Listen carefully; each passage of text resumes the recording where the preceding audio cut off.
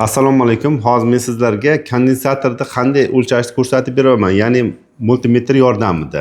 Mana multimetrimiz ko'rib turibsizlar, mana faradga qo'yilgan. Ya'ni bu 20 nanofaraddan 2000 mikrofaradgacha o'lchaydi. Bizda mana ikki xil kondensator bor. 470 mikrofaraddan 2200 mikrofaradgacha.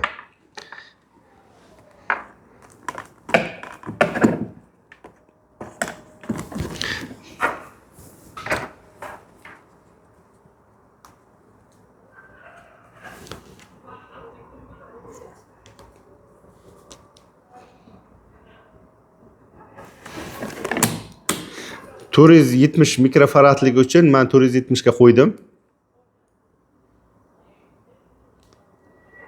Mana ko'rib turibsizlar, 498 mikrofarad chiqyapti. Bu